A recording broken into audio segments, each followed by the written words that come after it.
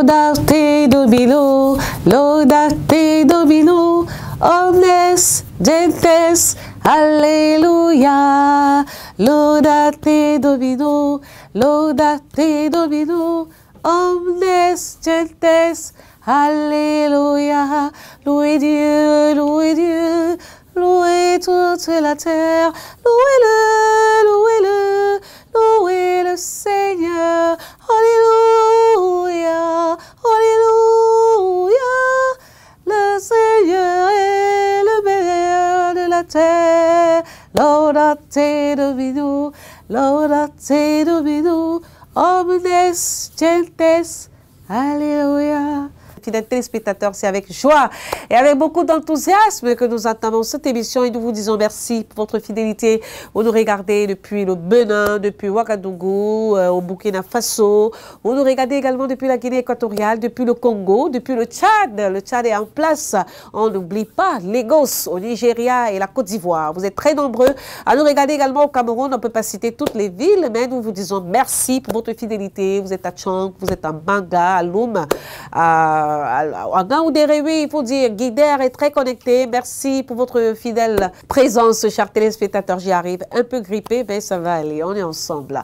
Alors, nous sommes aujourd'hui avec le révérend Saker. On va parler de quelque chose de très important. C'est la seule chose que si vous n'avez pas, vous ne pouvez jamais être riche. Oui, il y a un expert, quelqu'un qui a étudié la vie des personnes qui sont les plus riches au monde. Et il a dit, quand vous regardez les gens qui ont de l'argent, quand vous regardez ceux qui ont réussi dans la vie, ils ont une première qualité qu'ils observent toujours. Et cette qualité, on en parle dans cette émission. Mais avant de vous dévoiler le thème, je vous invite à accueillir chez vous le révérend Saker qui est là et à qui nous disons merci d'avoir accepté l'invitation. Bonjour encore une fois de plus, révérend, et merci d'être là. Bonjour Marinette, bonjour une fois de plus pour la confiance renouvelée. Et bonjour à tous nos téléspectateurs, tous ceux qui sont scotchés. Tous les moments de méditation où nous scrutons la parole de Dieu afin d'apporter plus de clarté et de clarification. Une fois de plus, merci. Et ce matin, nous allons toucher ce point, ce thème, ce sujet sensible, pas seulement pour les riches, mais pour tout homme qui veut réussir dans n'importe quel domaine de sa vie. Ce matin, nous parlons de la discipline. Nous allons parler de la discipline et le passage sera tiré dans Hébreux chapitre 12, le verset 5 à 11. Hébreux chapitre 12, verset 5 à 11. Nous allons prier. Seigneur, nous te disons merci pour le privilège que tu nous accordes, afin de nous donner des qualités, de nous outiller, d'investir dans nos vies au travers de ta parole, le caractère nécessaire pour que nous puissions être des représentants et que nous puissions vivre une vie paisible les uns les autres. Bénis cette parole ce matin. Bénis, Seigneur, par ton esprit, tous ceux qui vont écouter, pour que ce mois soit profitable pour l'édification, pour l'équipement, pour qu'une personne ce matin soit utile dans sa propre vie, dans sa famille et dans ses nations. Au nom de Jésus, nous avons prié. Amen. Amen. Voilà, merci, pasteur Saker, ou révérend Saker. Nous allons à présent méditer sur le texte qui a été choisi ce jour. Il s'agit de Hébreux, chapitre 12, versets 5 à 11. On espère que vous êtes à la page. Hébreux, chapitre 12, versets 5 à 11. Voilà. Peut-être avez-vous oublié cette bonne parole que la sagesse vous dit comme à ses fils. Mon fils, ne sois pas triste quand le Seigneur te corrige. Ne perds pas courage quand il te reprend. Le Seigneur corrige celui qu'il aime. Les fils qu'il préfère auront droit à ses coups. Vous souffrez, mais c'est pour votre bien. Dieu vous traite comme des fils. Quel fils n'est pas corrigé par son père? Si vous ne receviez pas de correction, comme il arrive à tous, vous ne seriez pas des fils, mais des bâtards. Nous avons accepté que nos pères, selon la chair, nous corrigent. À bien plus forte raison, nous nous soumettrons au Père des esprits pour trouver la vie. Nos pères nous corrigeaient sans voir plus loin que la vie présente, si brève, mais lui en a vu ce qui nous aidera à atteindre sa propre sainteté. Une correction n'est jamais agréable sur le moment, elle nous fait mal. Mais ensuite, si nous nous laissons instruire, elle produit ses fruits, la vie selon Dieu et la paix.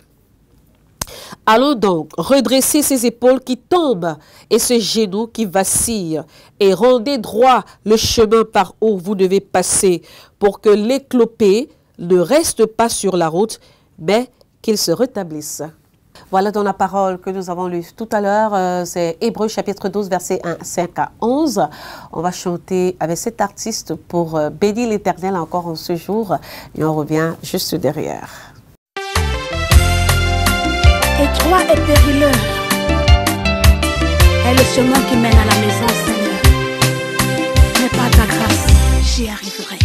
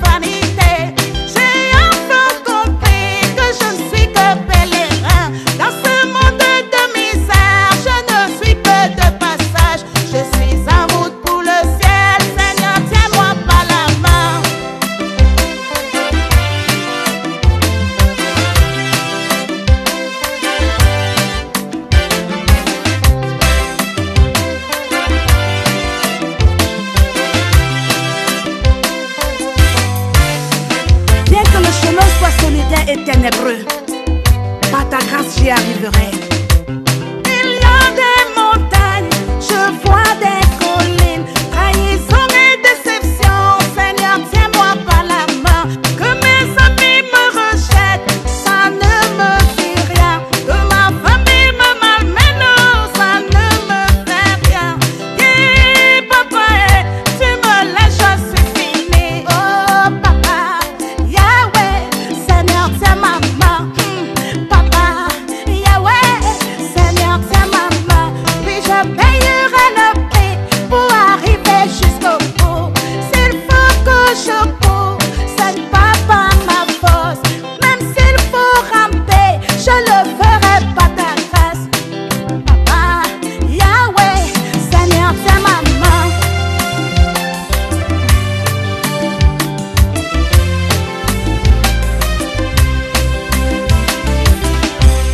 Merci à Damaris Kélié pour la proposition de cette belle musique. Nous rappelons à tous ceux qui nous regardent qu'aujourd'hui nous parlons de la discipline. Le texte que nous avons déjà lu était tiré d'Hébreux, chapitre 12, versets 5 à 11. Et le révérend Saker nous accompagne ce matin. Alors, révérend Saker, à l'entame de mon propos, je disais qu'il y a quelque chose de très important dans la vie. Lorsqu'on l'a, on peut facilement réussir. Et il y a un expert, je pense que c'est Dale Carnegie. C'est un écrivain qui a étudié les personnalités les plus riches au monde et il dit de toutes ces personnalités, lorsqu'il leur a demandé quel est votre secret, la première chose que ces personnalités disaient, c'était qu'ils disaient qu'ils étaient disciplinés. Voilà, donc la discipline aujourd'hui est au centre de notre émission et on va voir qu'avec la discipline, on peut tout faire. Hein. Oui, ce n'est pas seulement cet écrivain qui parle de la discipline, mais nous, le Dieu que nous servons est un Dieu de discipline. Lorsque nous lisons la Bible, c'est pourquoi dans le livre d'Hébreux chapitre 12, au travers de cet écrivain inspiré par le Saint-Esprit, il nous parle au sujet de la discipline. Pendant que nous étions des enfants, j'arrive, chaque fois qu'on nous parlait, nous écoutons le mot discipline, Mariette, on n'aimait jamais ce mot-là. Parce que pour nous, le concept qu'on avait lorsque nous étions enfants, quand on dit on va te discipliner, nous voyons la bastonnade, nous voyons la correction, nous voyons la chicole, le fouet. Donc c'est pour la punition. Donc la plupart du temps, quand nous parlons, nous écoutons ce mot, même devenu grand, qu'on attend discipline quelque part, souvent nous avons tendance à rejeter la discipline. Mais il n'y a pas de succès sans discipline. Il n'y a pas de réussite dans une organisation, dans des relations, dans une famille sans discipline. Donc, au-delà du concept de loi règles, dans le but de renforcer de l'ordre quelque part. Le Seigneur a une autre définition au sujet de la discipline. Dans le Hébreu dont nous venons de lire, la Bible parle de la correction. En anglais, on parle plus du mot discipline. Donc, quand nous lisons dans la Bible, surtout ceux qui sont des personnes qui prennent le temps pour étudier la parole de Dieu, ils vont voir plusieurs fois, on verra le mot discipline dans le livre de Proverbes. Mais dans le Proverbe, il va dire « suis la discipline et suis l'instruction ». Dans cette version, à la place de la discipline, il met le mot « instruction ». Donc, la discipline n'est pas seulement le fait de gronder, de corriger ou de chicoter ou d'administrer les lois, les règles, un code de conduite. La discipline commence par d'avoir une attitude, ça commence d'abord par une attitude de réception de l'instruction. Donc, lorsque nous aimons l'instruction, alors nous avons commencé une vie de discipline. C'est pourquoi, dans le livre de 1 Timothée chapitre 1, verset 5, 1 Timothée 1, verset 5, l'apôtre Paul dit que le commandement, dans cette version de la discipline, une discipline doit émaner d'un cœur pur et d'une charité. C'est comme si tu es déjà là. 1 Timothée 1, verset 5. Donc, il dit le but de toute discipline, ou bien le but du commandement de la discipline, c'est une charité, c'est-à-dire, en d'autres mots, un amour qui émane d'un cœur pur. Donc, lorsque je vais administrer la discipline quelque part, lorsque je vais renforcer de l'ordre en établissant des règles, code de conduite, l'éthique quelque part, je dois comprendre que ce qui doit m'animer, ce n'est pas parce que je veux détruire les personnes ou bien parce que je veux, je sais pas, je veux être un despote, je veux dominer des personnes. Mon désir, c'est que parce que je suis animé d'un cœur d'amour, en tant que père, en tant que mère ou en tant que chef boss dans une entreprise, mon désir, c'est de voir des personnes devenir plus excellentes. L'amour qui m'anime doit m'amener à voir des personnes autour de moi ne pas vivre dans la médiocrité. Donc, si vous avez un homme, vous avez une amie, vous avez une relation qui vous voit mentir, vivre n'importe comment et qui ne vous dit absolument rien, qui ne vous reproche pas, qui ne vous confronte pas avec amour pour vous dire des vérités, ce n'est pas une bonne personne. Parce que dans la Bible, dans Hébreux chapitre 12, la Bible déclare que lorsqu'on se souvenait de nos parents dans le passé, lorsque nous étions enfants, ces parents nous chicotaient, ils nous amusaient, ils nous corrigeaient. Et la Bible déclare qu'ils nous corrigeaient pour un peu de temps, temporairement, juste pour cette vie. Mais Dieu, de son côté, nous discipline. Dieu, de son côté, nous amène à vivre dans l'ordre, dans l'intégrité. Dieu veut que notre caractère puisse être le reflet de ce que nous devons être en société et parmi les relations, par laquelle donc la discipline. Donc l'amour est essentiel lorsque nous voulons administrer la discipline. Donc toute discipline qui n'est pas accompagnée d'un cœur d'amour devient seulement la torture. Donc lorsque nous torturons des personnes, nous administrons des lois sans amour.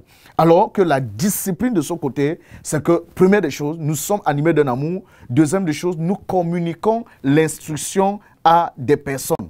C'est pourquoi donc, quand nous lisons la parole de Dieu du moyen clair, nous avons vu dans le 1 Timothée 1, verset 5, il est important de comprendre que comment faire pour vivre dans la discipline. Rentrons dans le passage que nous avons lu dans Hébreux, chapitre 12, verset 5 à 11. Le verset 7 particulièrement, il dit supporter. Vous souffrez, mais c'est pour votre bien. Dieu vous traite comme des fils. Quel fils n'est pas corrigé par son père? C'est le verset 7. Le verset 8, il dit. Si vous ne receviez pas de correction, comme il arrive à tous, vous ne seriez pas des fils, mais des bâtards. Donc, si vous êtes exempt de la correction ou de la discipline, vous êtes des bâtards. Donc, un enfant qui rejette la correction ou une personne qui n'aime pas la discipline, la Bible, le Seigneur dit que tu es bâtard. Bâtard veut dire tout simplement que tu ne te soumets pas à l'autorité. Tu n'aimes pas l'autorité. Tu es rebelle. Tu es une personne rebelle. Et regardez dans la Bible dit que le Seigneur résiste aux orgueilleux, à ceux qui sont rebelles. Donc, si nous sommes des personnes qui n'aiment pas la discipline, c'est vrai, il dit du manière claire dans la Bible que lorsque la discipline est administrée quelque part, elle ne plaît pas à la chair. Lorsque la discipline est administrée dans la vie d'une personne, elle ne plaît pas à la chair. Mais lorsque la discipline a eu à faire son œuvre dans notre caractère, elle produit des fruits de justice. Ça veut dire que quoi? La discipline est la clé pour l'intégrité. Donc, tu ne peux pas être intègre dans la vie. On ne peut pas te faire confiance si tu n'es pas une personne qui aime la discipline. Donc, si tu es dans une entreprise quelque part, toi, tu es dans cette entreprise juste pour braver ou pour surmonter les ordres qu'on a donnés, pour te rebeller. Si on veut chercher le rebelle quelque part, on sait que c'est toi. C'est toi qui es le plus grand rebelle parce que pour toi, être rebelle, c'est une qualité. Mais le Seigneur dit, celui qui aime la discipline va produire en lui quoi? L'intégrité. Donc, nous allons voir rapidement, pour ceux qui nous écoutent, 4 choses pour renforcer la discipline dans nos vies. 4 choses. C'est bien de parler de la discipline, mais quelqu'un va me poser la question, ok, comment faire pour être discipliné? Ça fait déjà un bon bout de temps. Il y en a qui vont dire, je me lève à 5 heures, mais j'arrive toujours en retard. Et bon, je vous laisse parler. Oui, comment faire pour instaurer la discipline quelque part? La première des choses, j'ai parlé de l'instruction. Vous devez chercher les conseils. Dans un domaine quelconque, vous voyez que vous êtes faible, peut-être le retard, cherchez des personnes que vous voyez dans ce domaine sont en train d'exceller et posez la question, mon frère, comment tu fais toujours pour être à l'heure? Tu es marié comme moi, nous avons les mêmes occupations, mais comment tu es à l'heure? L'instruction dans la Bible, dans le livre de Proverbes, la Bible déclare que l'instruction a de la valeur plus que des perles. En d'autres mots, l'instruction, c'est la sagesse. Quand on te communique les instructions, les conseils, comment faire, c'est la sagesse. Donc, première chose notée, l'instruction est très importante lorsque vous voulez renforcer une vie de discipline. La deuxième chose qui est très importante, c'est que vous devez toujours vous organiser. Et quand vous allez vous organiser, je n'ai pas dit que ce serait parfait. Ça ne veut pas dire qu'aujourd'hui, quand vous allez vous organiser, quand vous allez vous lever le lendemain matin, vous serez automatiquement, tout le monde va marcher. Non, non. Il va arriver des moments où vous allez faillir. Mais n'abandonnez pas. Il faut vous relever parce que vous vous êtes fixé des objectifs à atteindre. Alors, organisez-vous chaque jour pour atteindre ces objectifs. La troisième chose, nous avons parlé au sujet du fait d'accepter les corrections. Il n'y a pas de discipline qui sera renforcée dans votre caractère si on ne vous corrige pas. On va vous corriger. On va vous corriger dans les paroles, on va vous corriger dans les disciplines. Il y aura des choses qui vont venir dans l'entreprise, à la maison, on va te corriger. Donc la correction n'est pas un signe de rejet. Et ne prends pas la correction comme si c'était une fatalité ou bien un problème personnel ou un règlement de compte. Non, non. On te corrige parce qu'on veut que tu marches bien. On te corrige parce qu'on veut que tu viennes dans les rails. Donc celui qui aime le chemin de la discipline doit aimer le chemin de la correction. Et la dernière des choses qu'il faut comprendre, c'est que lorsque tu t'organises, tu vas faire des erreurs, on va te corriger. Et la cinquième chose, persévère sur ce chemin. L'apôtre Paul a dit, une chose que je fais, je traite durement mon corps, afin que, après avoir prêché aux autres, que moi-même je ne sois pas rejeté. Traiter durement son corps ici, il parle tout simplement de persévérer, l'exemple, de continuer à être un modèle. Quand tu as commencé à venir à l'heure, n'abandonne pas parce que tu vois d'autres personnes commencent à venir en retard. Cette qualité va t'amener à un autre niveau supérieur. Donc, la discipline est la clé du succès. La discipline est la clé de la réussite. Et la discipline, comme nous avons vu, c'est la clé de l'intégrité. La discipline, c'est la clé du succès, c'est la clé de la réussite, c'est la clé de l'intégrité. Je crois que ce matin, pour ceux qui ont du mal à être disciplinés, qui jettent des affaires partout, qui ne savent pas où ils ont posé ceci ou cela, qui ont du mal à être organisés, je crois qu'aujourd'hui, ce message s'adresse particulièrement à vous. Mais pour vous qui êtes disciplinés, demain ou au lendemain, vous pouvez replonger dans un laxisme dont la discipline, c'est une quête permanente.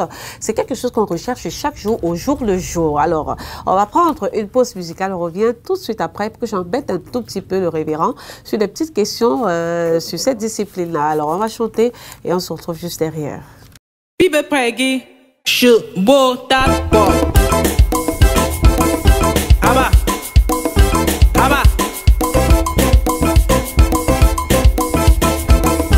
Ah. Aba. Aba.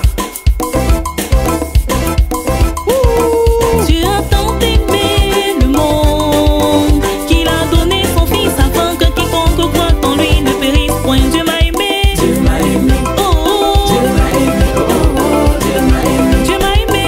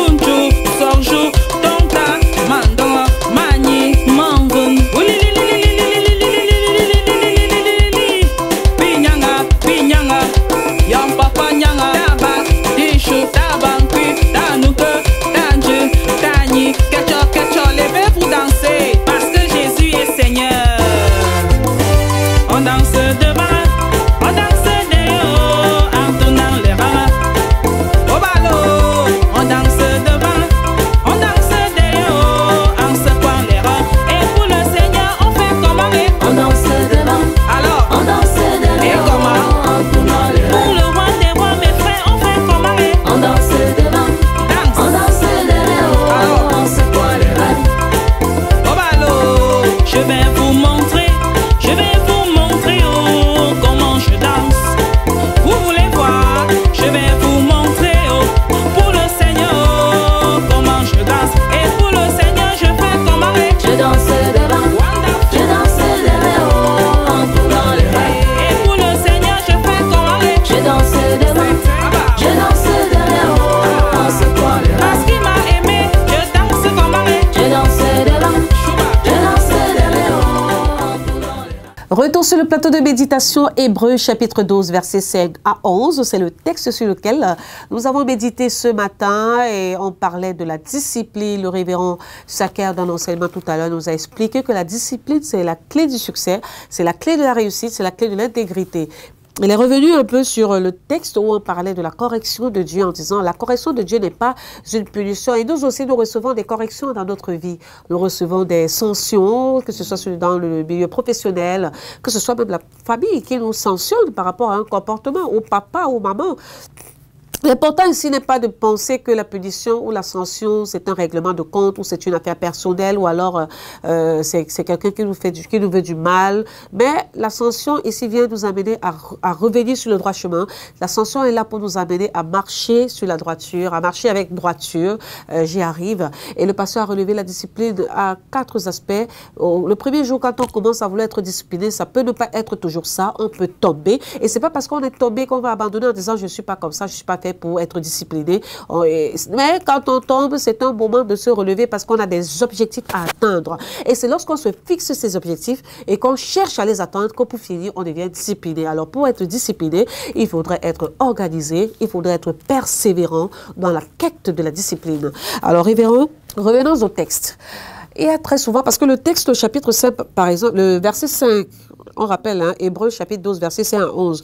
Quand je vais au verset 5, qui dit, peut-être avez-vous oublié cette bonne parole que la sagesse vous dit, comme à ses fils. Mon fils, ne sois pas triste quand le Seigneur te corrige. Ne perds pas courage quand il te reprend. Le Seigneur corrige celui qu'il aime. Les fils qu'il préfère auront droit à ses coups. Voilà. Le Seigneur corrige celui qu'il préfère. Comment savoir que ce que je vis en ce moment dans ma vie, c'est la correction de Dieu, c'est ça veut dire que Dieu punit alors. On multiplie les prières par rapport à une situation qu'on vit, alors qu'en fait, la situation qu'on est en train de vivre, c'est peut-être une correction de Dieu. Donc, comment savoir que telle situation dans laquelle je suis, c'est la correction de Dieu par rapport à un comportement que j'ai affiché? Comment savoir que ça, c'est l'œuvre du malin, c'est l'œuvre du malin des mauvaises personnes qui veulent me déstabiliser?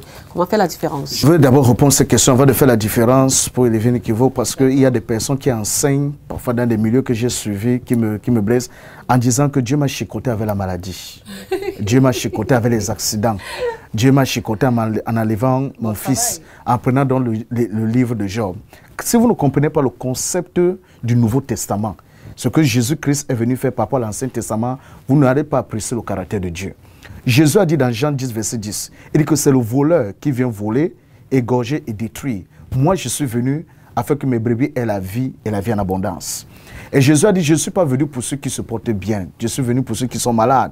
Donc, le Fils de l'homme est venu guérir, restaurer, élever. Donc, dans le Nouveau Testament, au travers de la personne de Jésus, Dieu a un cœur d'amour.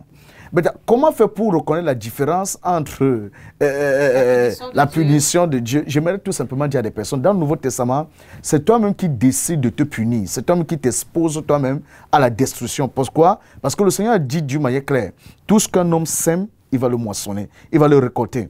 Et dans le de Hébreux, dans le de Galates 5, verset 6 à 7, il dit que ne vous y trompez pas, ne se moque pas de Dieu. Ce qu'un homme aura sémé, il va le moissonner. Donc le bien que tu fais, ça te profite d'abord à toi-même, ça ne profite pas à Dieu. Et le mal que tu fais, ça te détruit toi-même. Donc dans le Nouveau Testament, le Seigneur t'a montré le chemin à suivre. Et voilà le chemin de ma parole. Donc chaque fois que je suis dans la parole de Dieu, et que les choses m'arrivent, et que j'essaie de faire ma propre examination, je m'examine moi-même, et je me rends compte que réellement, je n'ai rien fait. J'ai essayé de faire tout ce que je peux faire, mais j'ai eu des attaques. À ce moment-là, je peux dire de manière claire que cette attaque vient du diable. Donc, chaque fois que je fais un examen personnel à la lumière de la parole de Dieu, et je ne peux pas me reprocher de quelque chose, mais je vois des attaques, nous devons comprendre que c'est spirituel, c'est démoniaque. Maintenant, lorsque moi-même je m'examine, je vois que vraiment j'ai eu tort, j'ai eu à offenser telle personne, et il y a des choses qui arrivent, ce sont des conséquences de mes actes qui ne glorifient pas Dieu. Mais le désir de Dieu reste toujours la même chose pour le marinier. Son désir, c'est que son cœur est ouvert pour la repentance. Donc tu demandes pardon, tu t'ajustes, le Seigneur est juste et fidèle pour te pardonner, pour te purifier et pour te restaurer. Donc, ils devront faire cette différence entre si quelque chose vient de Dieu. La position de Dieu, c'est quoi? C'est une position de succès pour toi. La position de réussite, de vainqueur, de victorieux. C'est pourquoi il a donné son fils pour mourir pour tes péchés. Ce n'est pas pour te perdre. Mais toi-même, par ta désobéissance, par ta rébellion, tu portes des conséquences. Et c'est pourquoi on dit, il permet, donc on dit quand le Seigneur corrige, ça veut dire il permet que ce que tu as fait, tu puisses expérimenter cela. Parce qu'au-delà de son amour, c'est un Dieu juste.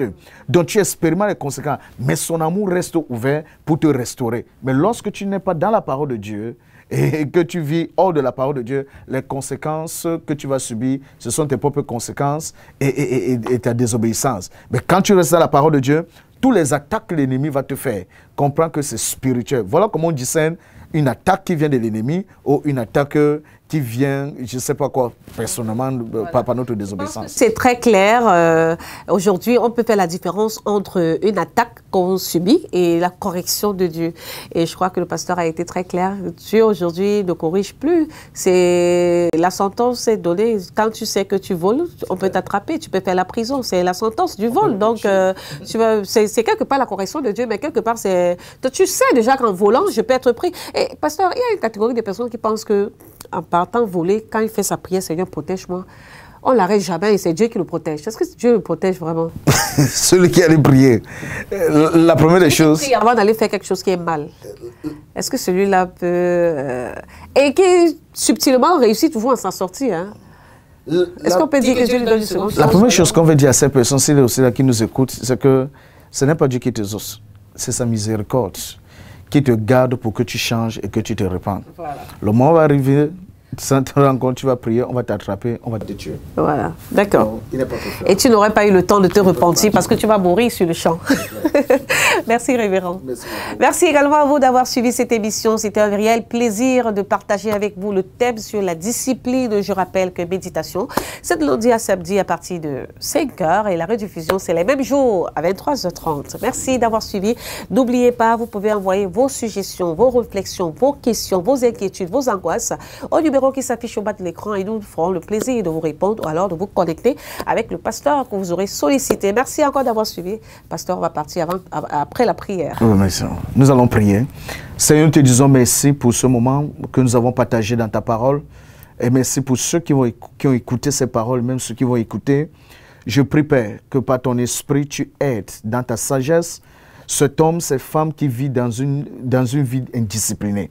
Tu es le Dieu de la discipline. Ramène cet homme dans l'ordre, ramène cette femme dans l'ordre, ramène ces enfants dans l'ordre. Au milieu, mon Père, de toutes les destructions, au milieu des envoûtements qui se passent ici dehors, le dehors qui est si mauvais, je prie, oh Dieu, que tu aides les parents à donner une bonne discipline à leurs enfants dans l'amour, parce que demain après-demain, ces personnes seraient des hommes, des femmes dans leur foyer, dans leur maison, et même des instruments dans la société. Merci pour cet enseignement. Aide-nous à être nous-mêmes des premiers modèles, à vivre ce que nous partageons et à prêcher et à partager aux autres ce que nous avons reçu. Que ton nom soit béni. C'est au nom de Jésus que nous avons prié. Amen. Amen. Merci révérend pour la prière. Merci à vous d'avoir suivi. Au revoir. On danse devant, on lance les mains, on danse pour les reins. Quand pour le Seigneur, on fait comme aller. On danse devant, on danse les mains, on danse pour les reins. Et pour le Seigneur, on fait comme aller. Tala, c'est mes chers, c'est mes rois. Quand pour le roi des rois, mes frères, on fait comme aller. Oh, mais là, gros chien, gros mes rois. Oui, pour le roi des rois, mes frères, on fait comme aller. Kem kem d'un cop. Pour le Seigneur des Seigneurs, on fait comme Marie. Pète là-haut, pète me kia, pendunku. Mes frères, on va te voir, mes frères, on fait comme Marie. Pour le Fils de Dieu, mes frères, on fait comme Marie. Alors,